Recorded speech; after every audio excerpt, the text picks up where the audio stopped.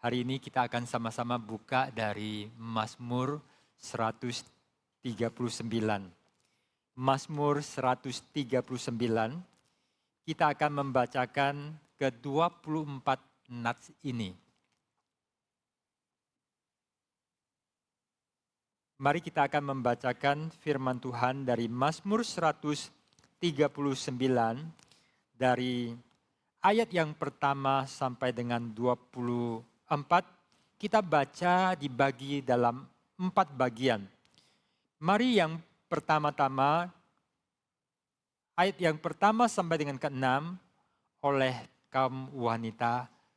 Mari membaca bersama 2, 3. Untuk pemimpin biduan Mazmur Daud. Tuhan, Engkau menyelidiki dan mengenal aku. Engkau mengetahui kalau aku duduk atau berdiri. Engkau mengerti pikiranku dari jauh. Engkau memeriksa aku kalau aku berjalan dan berbaring. Segala jalanku kau maklumi. Sebab sebelum lidahku mengeluarkan perkataan, sesungguhnya semuanya telah kau ketahui ya Tuhan. Dari belakang dan dari depan, Engkau mengurung aku, dan Engkau menaruh tanganmu ke atasku. Terlalu ajaib bagiku pengetahuan itu, terlalu tinggi, tidak sanggup aku mencapainya. Kaum pria 7 sampai dengan 12. Kemana aku dapat pergi menjauhi rohmu? Kemana aku dapat lari dari hadapanmu? Jika aku mendaki ke langit, Engkau di sana. Jika aku menaruh tempat tidurku di dunia orang mati, di situ pun Engkau.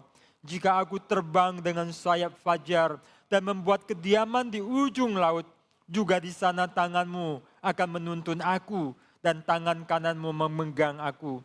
Jika aku berkata, biarlah kegelapan saja melingkupi aku dan terang sekelilingku menjadi malam, maka kegelapan pun tidak menggelapkan bagimu.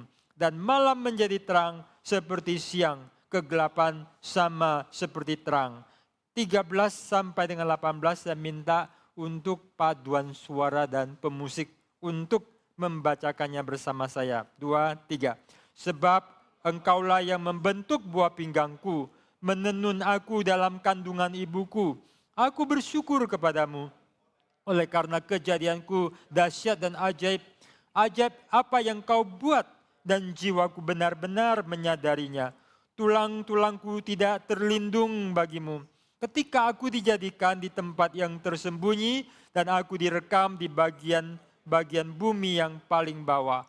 Matamu melihat selagi aku bakal anak, dan dalam kitabmu semuanya tertulis hari-hari yang akan dibentuk sebelum ada satu pun daripadanya. Dan bagiku betapa sulitnya pikiranmu ya Allah, betapa besar jumlahnya. Jika aku mau menghitungnya, itu lebih banyak daripada pasir. Apabila aku berhenti, masih saja aku bersama-sama Engkau. 19 sampai dengan 24, kita semua membaca bersama 2, 3. Sekiranya Engkau mematikan orang fasik ya Allah, sehingga menjauh daripada aku penumpa-penumpa darah, yang berkata-kata dusta terhadap Engkau, dan melawan Engkau dengan sia-sia. Masakan aku tidak membenci orang-orang yang membenci Engkau, ya Tuhan, dan tidak merasa jemu kepada orang-orang yang bangkit melawan Engkau. Aku sama sekali membenci mereka. Mereka menjadi musuhku. Selidikilah aku ya Allah, dan kenalah hatiku. Ujilah aku dan kenalah pikiran-pikiranku. Lihatlah apakah jalanku serong, dan tuntunlah aku di jalan yang kekal. Kita berdoa. Allah Bapa di dalam surga, firman-Mu sangat mulia, firman-Mu sangat menghibur, firman-Mu menjadi kekuatan, pengajaran, penuntun, dan membawa kami boleh diteguhkan dan boleh semakin mendekat kepada Engkau. Terima kasih untuk kasih kekal-Mu. Terima kasih kami dapat datang hari ini di rumah Tuhan. Jikalau ada yang berhalangan, kondisi sakit ataupun berbagai hambatan lain, tolonglah mereka untuk mendapatkan karunia Tuhan. Dan satu hari mereka juga bisa bersama dengan kami di dalam rumah Tuhan, boleh memuji, boleh bersekutu, boleh mendengarkan firman, dan boleh beribadah.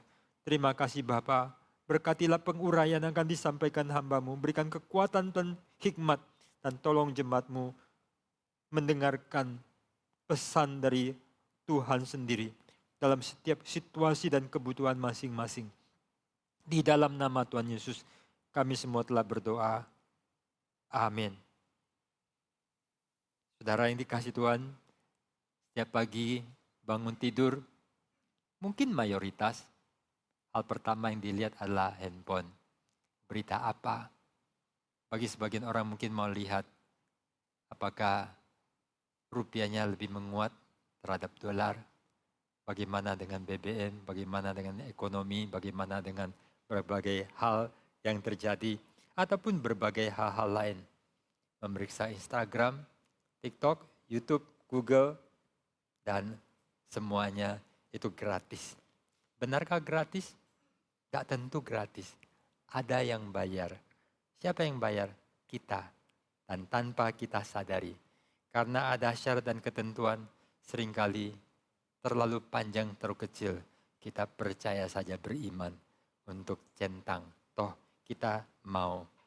Saudara, ada seorang profesor emeritus di Harvard Business School. Seorang wanita bernama Shoshana Zuboff. Dia mengeluarkan satu istilah. Istilah itu bernama kapitalisme pengawasan. Apa artinya itu?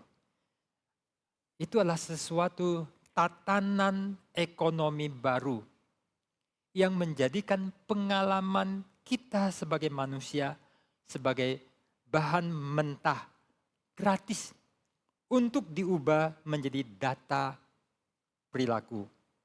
Diproses menjadi produk prediksi dan dijual kepada pelanggan bisnis yang ingin mengetahui, memengaruhi, dan membentuk perilaku manusia demi keuntungan. Saudara, ada satu konsep penting yang dikemukakan oleh Ibu Zuboff ini, yang disebut dengan istilah surplus perilaku. Ketika kita menggunakan Google Map, Google akan mendapatkan data tentang kita. Tujuannya kemana, kecepatannya, berapa lama, dan segala hal apa yang tentang kelakuan kita, pergerakan harian kita. Dan itu dicatat sebagai data. Nah, data-data tersebut itu seringkali adalah untuk pengembangan, untuk memberikan pelayanan kepada kita. Makin kenal kita, makin menolong kita. Tapi ada satu yang disebut dengan surplus perilaku. Surplus itu adalah apa? Surplus itu adalah sesuatu yang bukan hanya digunakan untuk meningkatkan pengalaman kita menggunakan aplikasi tersebut. Tetapi itu akan diklaim sebagai milik perusahaan. Yang diproses untuk menghasilkan sesuatu yang lebih berharga. Yang menjadi milik daripada perusahaan. Inilah yang mereka dapatkan. Kita gratis, tidak bayar uang. Kecuali aplikasi tertentu yang menjanjikan sesuatu konektivitas dan pelayanan yang lebih canggih, yang lainnya banyak gratis, tapi mereka tidak rugi. Mereka dapatkan sesuatu, yaitu data perilaku kita, kesukaan kita. Dan itu akan diproses bagaimana untuk hal ke depannya. Saudara, ada yang disebutkan beberapa hal ini. Pertama, data yang didapat itu adalah yang kita bayar. Data kita membayar bukan uang, tapi tentang diri kita. Lalu kemudian menjadi surplus perilaku. Itulah surplus mereka dapatkan untungan. Dan yang terakhir ini yang perlu kita perhatikan, yang sering kita tidak sadari.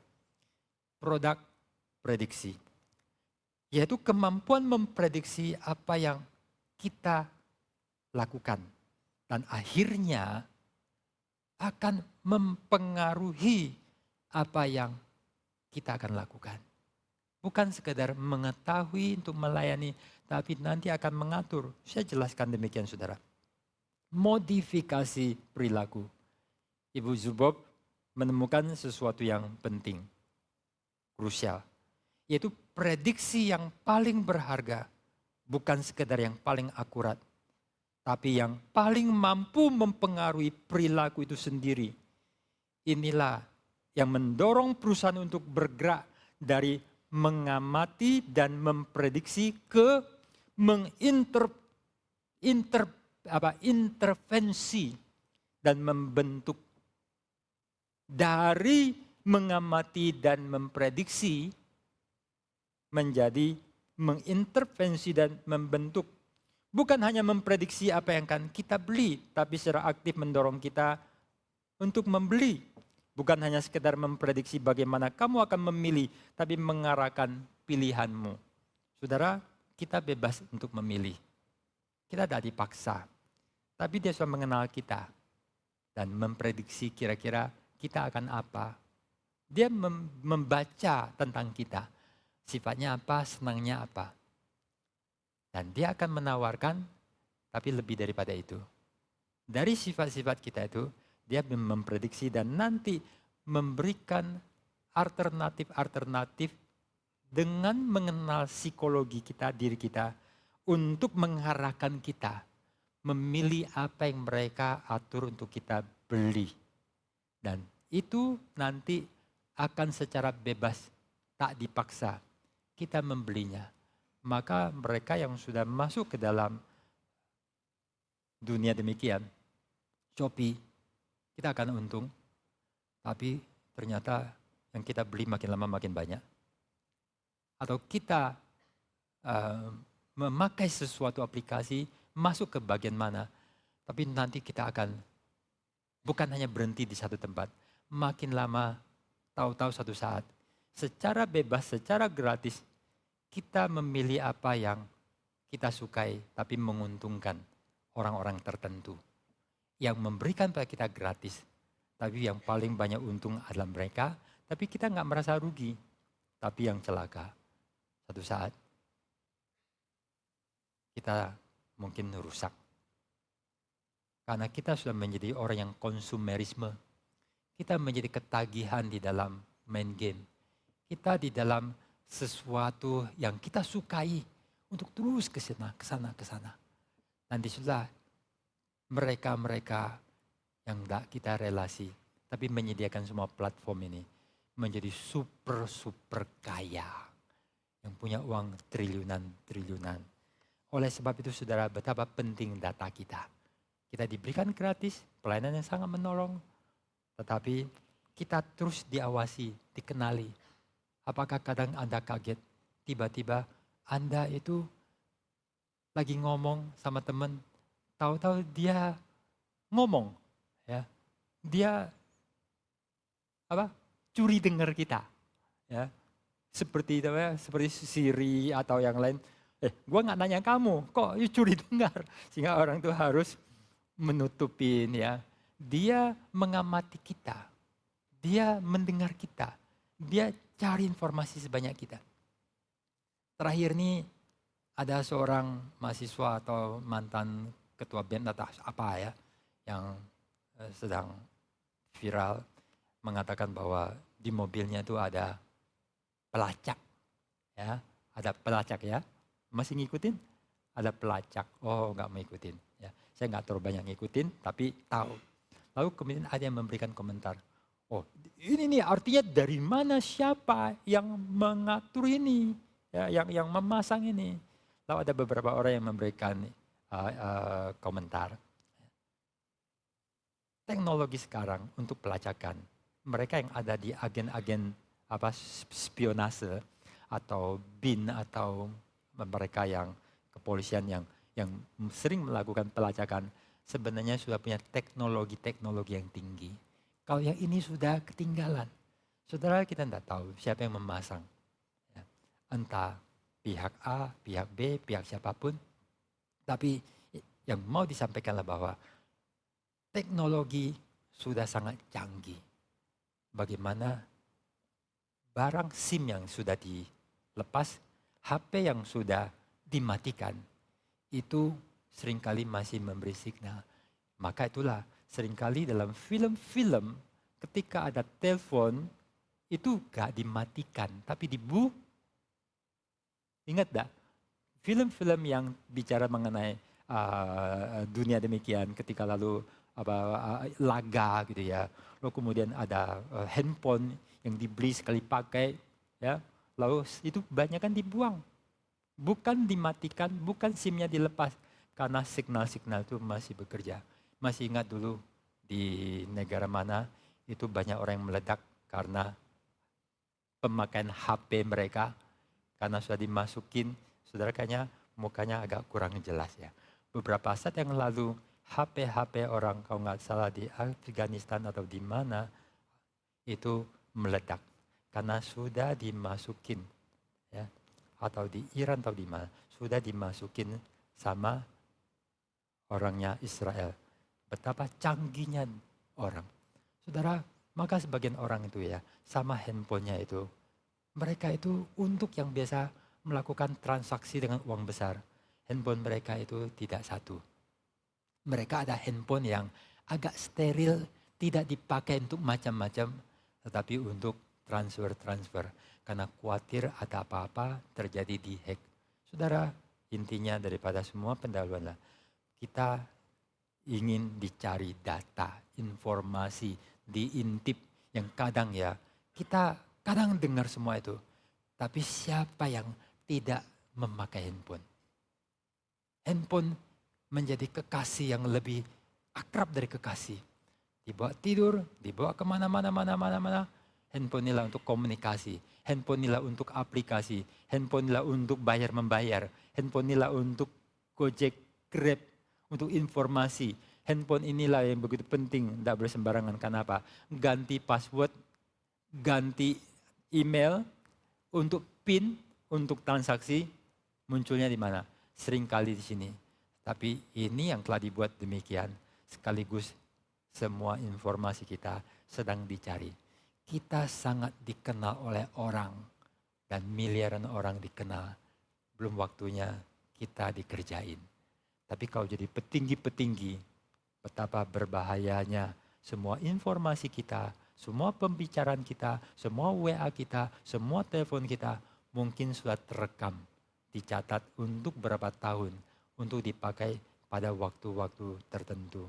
Kita dikenal, kita terus semakin dikenal dan untuk dieksploitasi. Betapa menakutkan. Tapi siapa yang bisa lepas dari ini? Saudara, Mazmur 139 adalah semacam jawaban untuk kegelisahan digital ini. Di tengah kapitalisme pengawasan yang tadi dijelaskan, kita diperhadapkan, dikontraskan dengan satu pengenalan yang lain. Kita dikenal oleh orang yang kita tidak tahu. Mereka mengawasi, mereka punya data, semua hal tercatat. Ya. Hati-hati dengan semua yang kita masuk, semua foto, semua apa. Apa yang kita hapus, tak tentu dihapus. Ya. Orang tertentu mestinya kalau ada sesuatu bukan direparasi, bukan diturunkan, dibuang. Karena yang dihapus tidak pernah terhapus, kamera dan sebagainya, komputer dan sebagainya, itu tercatat. Kita mau dikenal untuk dieksploitasi dan dikenali untuk diarahkan. Tetapi saudara, kita sekarang mendapatkan di dalam Mazmur 139. Ada yang mengenal kita demi mengasihi, demi menyelamatkan. Kontras dengan yang tadi, yaitu kapitalisme pengawasan. Inilah uang besar, inilah sistem ekonomi sekarang. Di mana digital, AI, semua teknologi. Dan kita menjadi orang-orang yang tak ngerti. Ada orang-orang jenius luar biasa yang memakai semuanya itu untuk mengenal kita, lalu mengarahkan, membawa kita untuk mempengaruhi kita.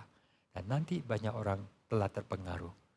Di sebagian negara sudah dinyatakan anak umur sekian sudah tidak boleh pakai handphone. Di Indonesia apakah sudah dikatakan begitu? Ada wacana-wacana seperti demikian. Karena kurang dewasa untuk tahu dan lebih banyak merusak. Orang dewasa lebih dianggap layak karena cukup dewasa. Itu asumsi. Pada kenyataannya orang dewasa juga sama. Sehingga betapa kita harus hati-hati. Apa yang kita pakai. Kita ambil YouTube untuk belajar. Banyak seminar yang bagus. Banyak sejarah. Banyak filsafat. Banyak informasi, pengetahuan yang berguna. Atau hanya hal-hal yang tidak baik. Untuk game atau apa. Kita dikenal untuk menjadi sesuatu keuntungan bagi pemilik bisnis yang besar. Dan kita sekarang kembali kepada Mazmur. Mazmur 139 adalah Allah yang mengenal kita. Dan dia mengenal kita dengan penuh kasih, maksud keselamatan. Mazmur 139 kita bisa bagi menjadi 4 bagian. 6 ayat, 6 ayat, 6 ayat. Ini menjadi struktur untuk melalui pembagian ini menekankan satu aspek Allah seperti apa. Tapi akhirnya semuanya menyatakan kebaikan Tuhan bagi kita. Ayat 1 sampai dengan 6 mau membicarakan tentang kasih dan anugerah Tuhan di dalam konteks kemahatauan Allah. Omniscient. Tahu, Allah kenal. Ayat 7 sampai dengan 12 bicara di dalam konteks kemahahadiran Tuhan. Kemana? Space. Kemana aku pergi? Ke ujung langit, ke dunia orang mati, dimanapun Allah selalu hadir. Omnipresent. Yang ketiga, bagian ketiga, 13 sampai dengan 18, bicara dalam konteks kemahakuasaan Tuhan. Omnipotent. Omnipotent Allah di dalam memberkati kita, menciptakan kita secara luar biasa. Di ayat yang ke-19 sampai dengan ke-24 adalah respon dan penyerahan kita seperti apa. Dan ayat yang ke-19 sampai dengan 24 pun bisa dibagi. Satu adalah 4 ayat pertama, lalu yang 2 ayat terakhir itu sangat berbeda. Selidikilah hatiku ya Allah, kenalah batinku. Lihatlah apakah ada kebengkak-bengkokan. Nah, inilah kira-kira struktur dari satu mazmur yang sangat indah ini. Saudara, mari kita akan lihat dan kemungkinan kita tidak bisa menyelesaikan seluruh ayat ini. Kita akan melihat di dalam bagian pertama. Ayat yang pertama mengatakan bahwa untuk pemimpin biduan Mazmur Daud. Ini adalah berakar dari Daud. Mungkin nanti ada yang mengeditnya. Tetapi ini sangat bercirikan jiwa Daud.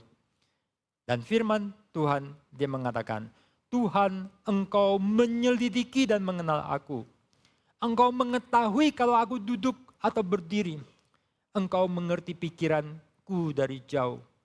Pemazmur atau Daud mengaku bahwa Allah menyelidiki, mengenal dirinya secara total, menyeluruh. Tidak ada yang Allah tidak tahu tentang dirinya. Menyelidiki. Mengamati. Mendalami. Dan Allah mengenal aku ketika aku duduk, berdiri, atau kondisi apapun. Menyatakan dalam segala situasi, Allah bukan lihat lalu lupa, tadi lihat apa ya. Seringkali kita dengar tapi tidak tahu. Coba diulangi, tadi tolong diulangi, tadi pertanyaannya apa. Ya. Kamu kenal dia, yuk ketemu dia orangnya seperti apa. Dia ngomong apa? Diamati, diselidiki, mendalami. Allah mengenal pikiran dari jauh. Daud mengatakan, Tuhan bahkan kenal pikiranku. Dari jauh dia sudah mengenal. Dan yang ketiga saudara, engkau memeriksa aku.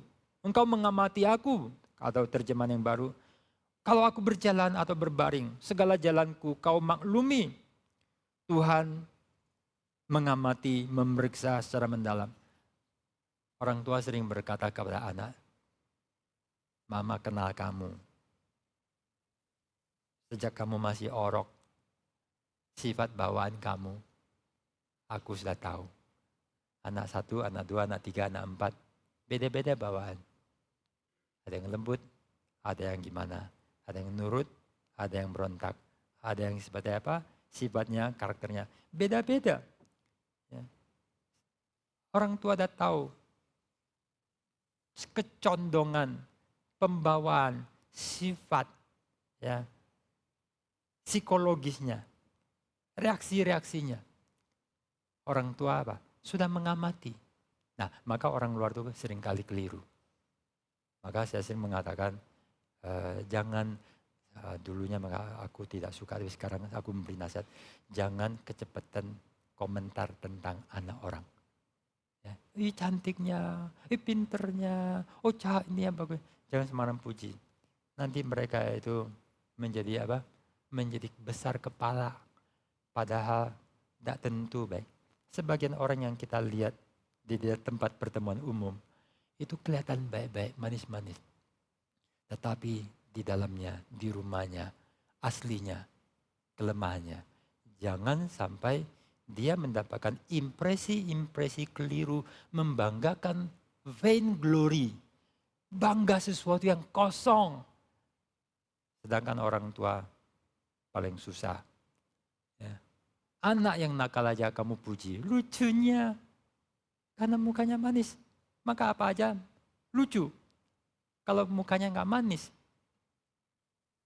dia nggak hitam manis, tapi hitam agak gosong. Ya. Itu memberikan psikologi negatif. Yang mempunyai sesuatu yang positif langsung. Padahal kadang setan tuh cantik, ganteng. Kita harus kenal supaya memberikan arah. Saya lakukan kesalahan ini. Saya terlalu murahan memuji. Tapi kemudian saya satu hari ingat, pujian saya merusak. Saya harus mengarahkan apa yang membuat orang bertumbuh. Jangan sembarangan puji-puji yang you tidak kenal. Kadang pujian adalah egois. Kita memuji untuk menyenangkan orang untuk keuntungan kita. Kita nggak memikirkan kebaikan orang. Tuhan menyelidiki. Tuhan mengetahui. Segala jalanku engkau maklumi. Perbuatan, kelakuan dilihat. Orang tua, pembimbing yang kenal lama. Itu yang tahu. Aslinya orang tua apa? Perlu menguji aslinya orang tua apa. Maka seringkali kita tidak boleh pakai asumsi. Kita kenal orang, lihat sekilas, oh kelihatan baik. Kita belum selidiki, kita belum mengamati. Kalau sampai kita menikah dengan orang yang kita keliru kenal, kesan pertama sangat menggoda. Setelah itu menderita. Karena ternyata tidak seperti seharusnya. Tuhan yang mengenal, menyelidiki, tahu sedalam-dalamnya. Inilah yang dikenal oleh Daud. Seperti itulah Tuhan mengenal aku, menyelidiki aku dengan sedalam-dalamnya pikiranku. Dalam segala apa yang saya lakukan, berbaring atau berjalan, atau sedang duduk atau sedang kemana, berbuat apa saja.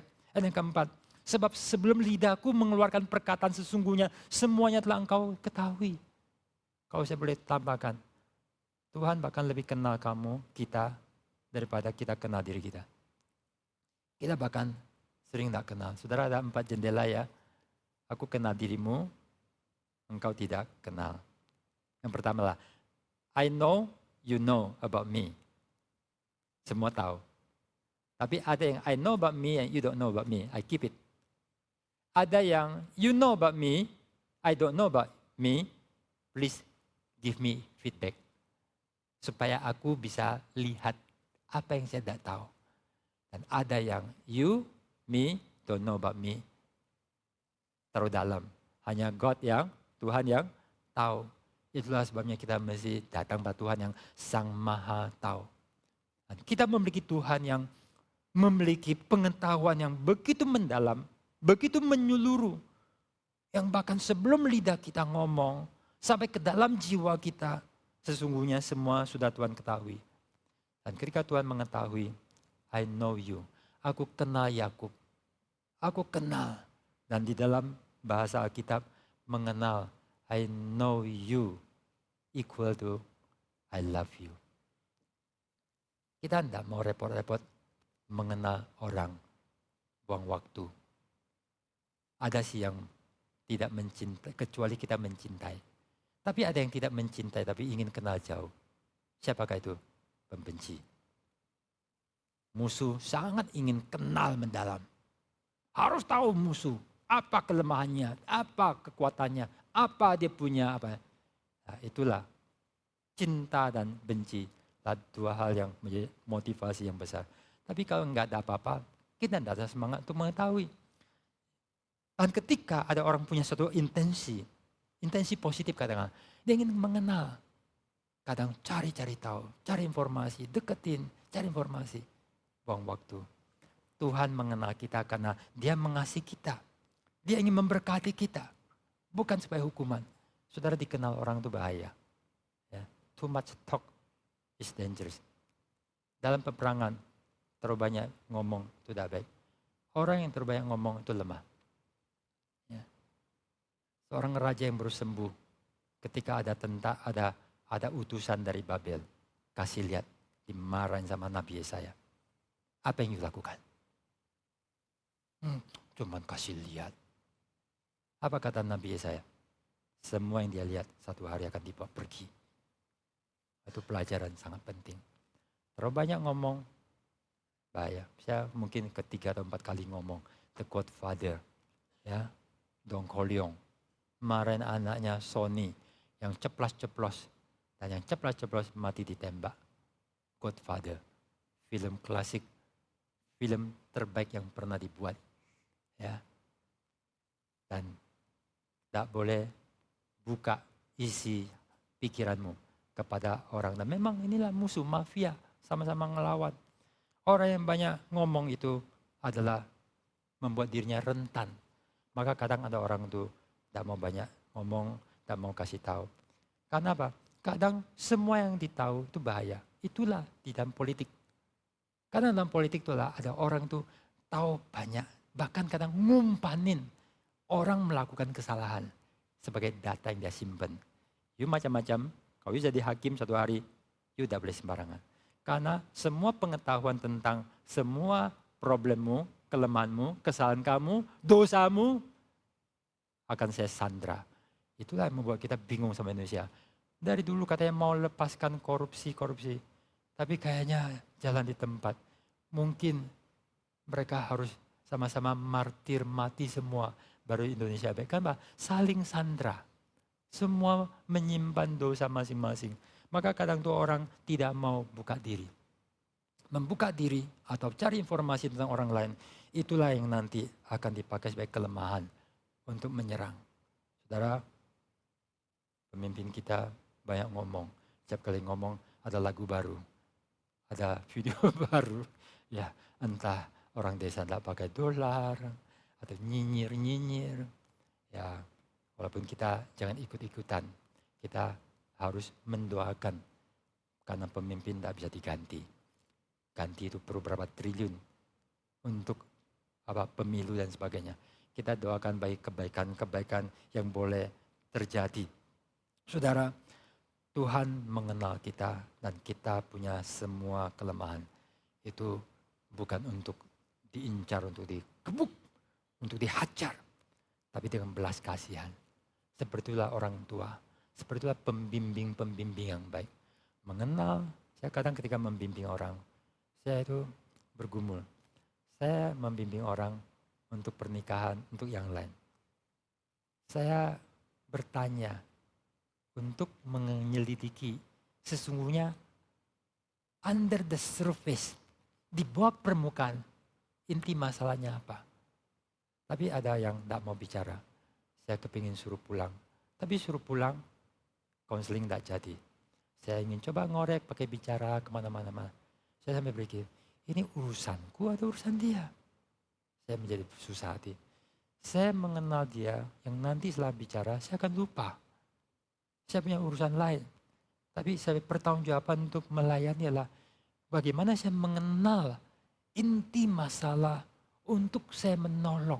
Nah inilah motivasi orang tua untuk menolong. Pembimbing untuk menolong. Demikian juga Tuhan mengatakan buka semua susahmu, buka semua masalahmu, khawatirmu, inti motivasimu. Aku bukan mau menghancurkan. Beda dengan musuh. Musuh akan ambil, dia akan hajar. Setiap kelemahan adalah kekuatan untuk satu saat. Tidak ada yang mengancam kamu, tapi kamu justru mengancam orang lain. Saudara, kita melihat di sini ada beberapa prinsip. Satu, betapa mendalam, betapa menyeluruh pengetahuan Allah tentang diri kita. Kedua, pengetahuan itulah pengetahuan yang positif, pengetahuan kasih. Bukan untuk menghukum, tapi untuk memberkati. Yang ketiga, pengetahuan ini adalah bersifat relasi I and thou. Maka pemazmur melihat Tuhan dalam satu relasi yang intim. Saudara, dan perhatikan. Ini adalah perkataan pemazmur, Tuhan engkau, Tuhan engkau. Orang tua mengatakan, nak, papa mama sayang kamu. Anak mungkin tidak percaya. Kita berkata, Tuhan Yesus mengasihi engkau. Tidak, aku nggak ngerasa Tuhan mengasihi aku. Ini bukan gitu loh. Tapi pemazmur mengatakan, Tuhan engkau kenal aku. Tuhan engkau memberkati aku. Ini adalah sesuatu pengenalan Tuhan yang disadari sehingga ada sesuatu relasi I and thou. Keyakinan. Bukan Tuhan yang mau meyakinkan orang yang tidak mau percaya. Tetapi umat Daud yang percaya, God love me, God knows me. Tuhan mempunyai maksud yang baik terhadap diriku. Dan yang keempat, maka bagi pemazmur, pengetahuan tentang Allah yang kenal dirinya, yang penuh dengan maksud baik itu, adalah sesuatu berkat, penghiburan, kekuatan, yang nanti dia akan bersyukur, dia bersuka cita, dan dia itu berserah luar biasa. Dan yang kelima, pemazmur mengatakan, dari belakang dan dari depan engkau mengurung aku. Terjemahan yang baru, dari belakang dan dari depan engkau memagari aku. Hampir mirip, tapi pendekatan nuansa yang berbeda. Saya lihat dua-duanya sangat positif. Saudara, belasan tahun, beberapa puluh tahun, saya sudah mempunyai pemikiran. Di dalam berjalan dengan Tuhan, di dalam perenungan relasi dengan Tuhan, satu saat saya mengatakan, Tuhan ada di depanku, Tuhan ada di belakangku, Tuhan ada di samping kiriku, Tuhan ada di samping kananku, Tuhan ada di atasku, Tuhan ada di bawahku. Kalau aku keliru, Allahnya salah, aku akan terbentuk sama Tuhan, dan aku tidak akan celaka. Tuhan mengurung, ini kata LAI yang lalu. Sekarang adalah Tuhan memagari. Kata memagari mempunyai nuansa protektif. Mengurung, bisa dua-duanya. Tapi mengurung di dalam arti bahasa lama yang juga bernuansa positif. Tapi saya memakai ungkapan bahwa bagaimana seluruh bulatan dari depan, belakang, kiri, kanan sampai berapa sudut atas dan bawah.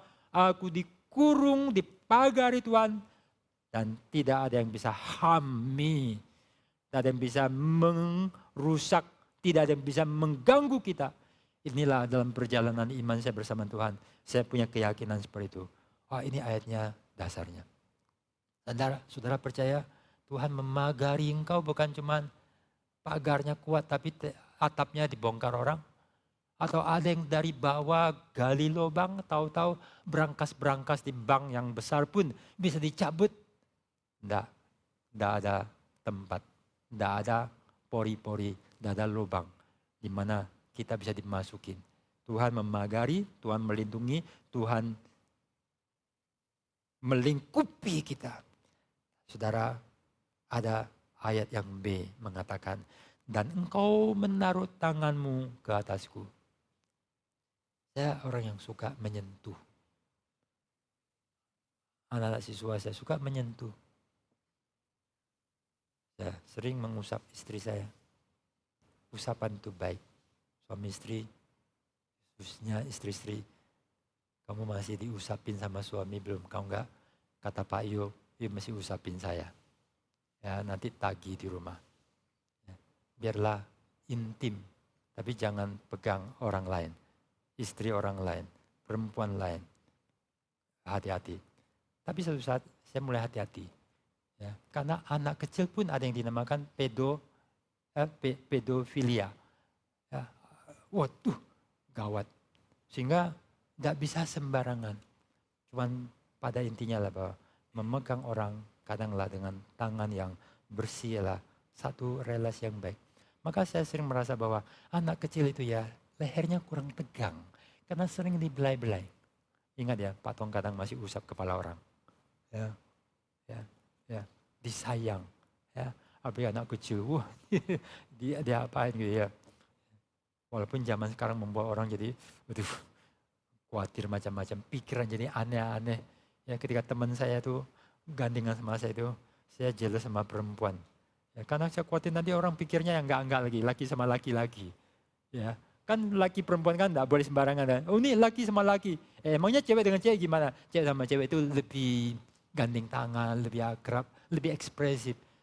Dunia yang rusak membuat pikiran-pikiran jadi tidak baik. Saya pikir sebagai seorang hamba Tuhan, sudah senior. Kepala anak kecil bukan hanya ditaruh, tapi memberkati. Itu hal yang indah. Mungkin saya perlu memperbanyak dengan cara yang clear, terang benderang. Dan mendoakan, dan ada yang tak punya anak, satu hari bisa punya anak. Saya bersyukur, walaupun yang berdoa bukan cuma saya. Yang sakit bisa disembuhkan. Bagi masa depan, mendoakan. Engkau meletakkan tanganmu ke atas aku. Saudara, mungkin ada yang pernah tangan Pak Tong menyentuh kepalanya. Mereka merasa satu sentuhan yang berharga. Dari seorang rohaniwan yang sangat hormat. Mereka merasakan sesuatu kayak dapat insentif kekuatan rohani. Ingat, ada tangan yang memberkati. Biarlah saudara, kita boleh dipakai Tuhan untuk memberkati. Orang-orang boleh diberkati. Tapi yang lebih penting, tangan Tuhan ada di atas kepala kita. Coba semua pegang tangannya di kepala. Tuhan sedang memegang tangannya atasmu. Amin saudara. Tuhan sangat sayang sama kita. Tuhan sangat sayang sama kita. Amin. Dia mau memberkati kita. Orang tua itu betapa sayang sama anak. Ya, ingin memeluk anak. Saya nggak bisa lupa ketika anak pertama saya masih kecil. Saya gendong-gendong, sayang-sayang. Image ini tidak pernah hilang. Ya. Saya gendong, saya sayang, saya main. Ya. Orang tua sangat senang menyayangi. Semua orang tua sangat sayang sama anak.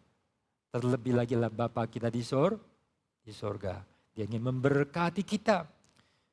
Ayat yang ke-6. Betapa terlalu ajaib bagiku pengetahuan ini. Sudah merasakan tak bahwa menjadi orang Kristen itu Anda memiliki Tuhan yang begitu sayang. Tuhan yang bahkan ketika kita lemah, kita salah. Ya, Dia masih sayang. Ada kalanya sebagai orang tua, saya marah, keras sama anak. Tapi tidak bisa tidak. Orang tua itu sayang anak. Semarah apapun tetap sayang anak. Itulah orang tua. Seperti Bapak sayang anak. Demikianlah Tuhan sayangkan kita. Dan Dia memberikan putranya yang tunggal Yesus Kristus untuk mati bagi kita. Perhatikan ungkapan pemazmur. Pemazmur adalah seorang pujangga, seorang seniman, rohaniwan, teolog yang luar biasa. Dia mengatakan, terlalu ajaib bagiku pengetahuan itu. Terlalu tinggi, tidak sanggup aku mencapainya.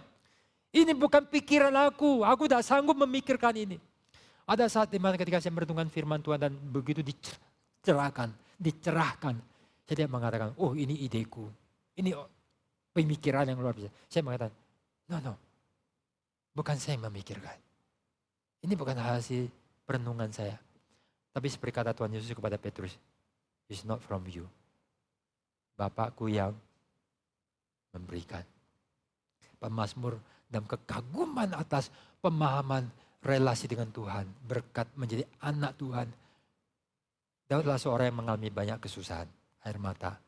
Dan orang demikian punya sensitivitas. Kesulitan kalau dialami, baik. Orang yang tidak mempunyai pengalaman kesulitan, engkau bahaya. Karena manusia cenderung itu lalai. Cenderung untuk menjadi lupa. Cenderung untuk sembrono. Kesulitan adalah makanan sehat bagi jiwa. Problem-problem adalah sesuatu berkat rohani yang kalau mungkin sekali tanpa kesulitan hampir tidak ada yang bisa bertumbuh. Karena kesulitanlah membuat orang tajam, peka, lebih murni. Tuhan tidak selalu mengizinkan kita kesulitan.